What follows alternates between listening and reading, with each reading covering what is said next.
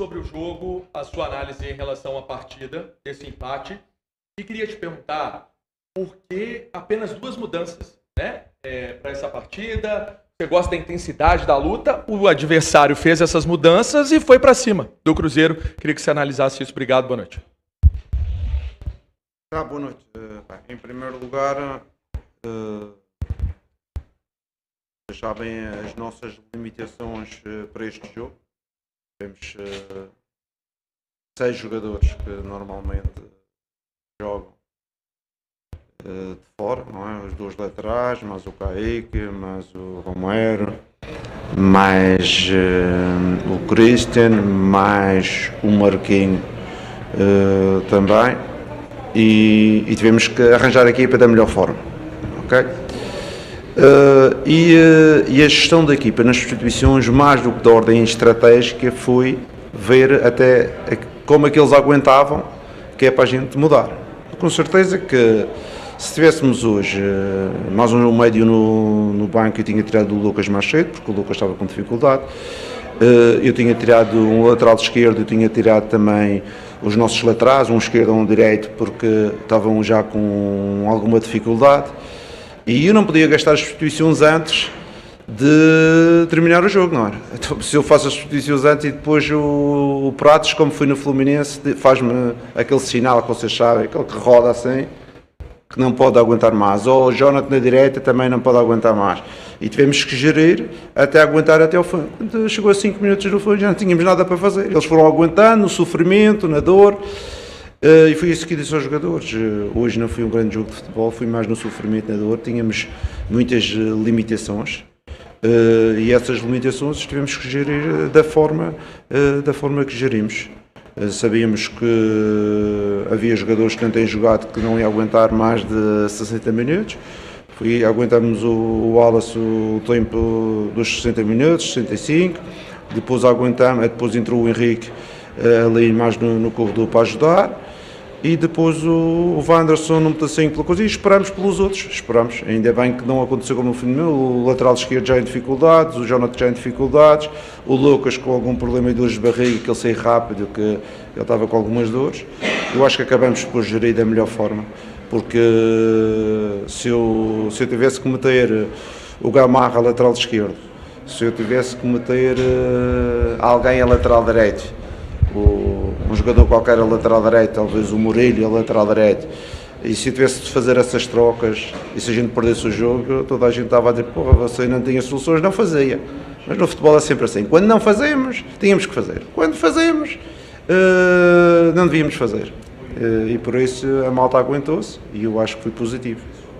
Ô Jardim, um começo de jogo muito intenso, né, que é uma característica dessa equipe, depois o ritmo vai caindo. Pelo adversário ou essa questão física também, mesmo com esse tempo todo de recuperação de um jogo para o outro, tem afetado essa intensidade que você tem emplacado aqui no Cruzeiro?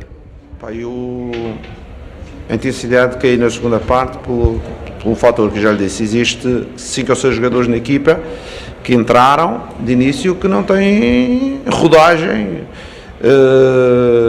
para jogarem 90 minutos, porque isto acontece no Cruzeiro, como acontece no Barcelona, como acontece nos jogadores que não jogam menos. Ninguém esperava que o Wallace fizesse 90 minutos, ninguém espera que o Henrique conseguisse fazer.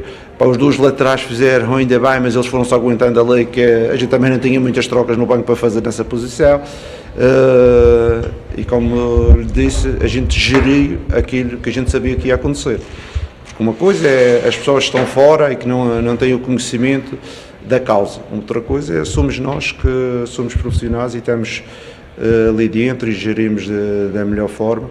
E eu acho que conseguimos gerir sem lesionar os jogadores e mantendo um equilíbrio até ao fim.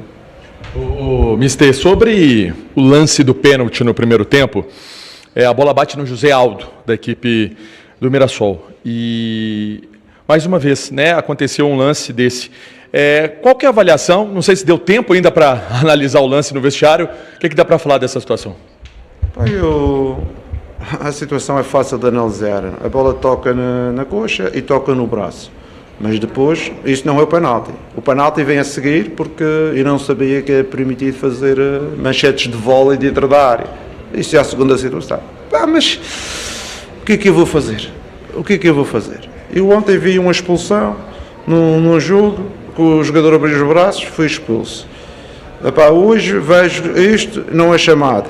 Já no último jogo em casa fui assim, eu acho que a gente tem que tomar o futebol brasileiro tem que tomar algumas medidas, que senão isto as pessoas começam a desacreditar no VAR.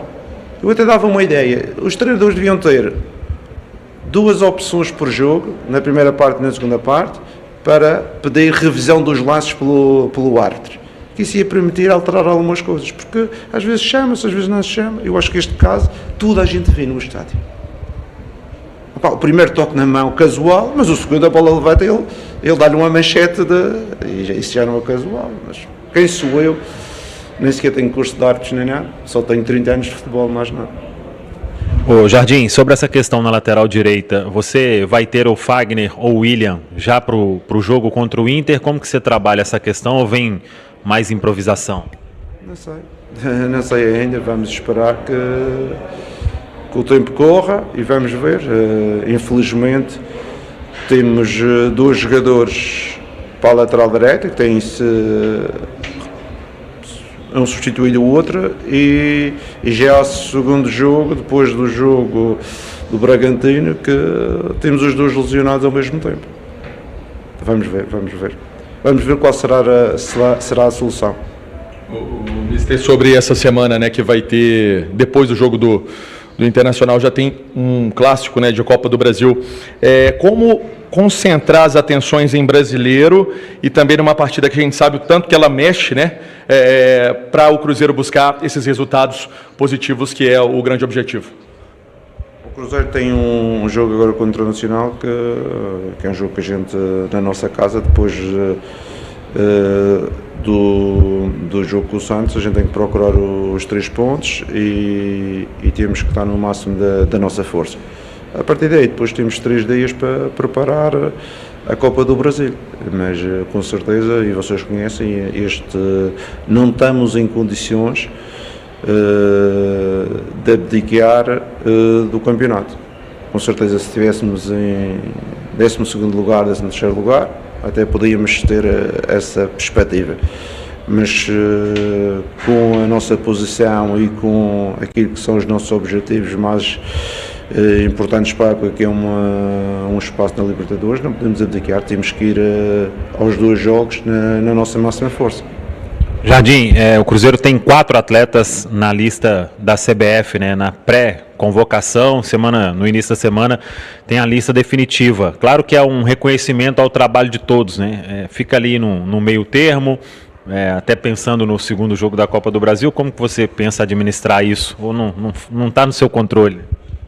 Não, em primeiro lugar, fico satisfeito que estes atletas do Cruzeiro tenham visto o seu trabalho valorizado pelo selecionador.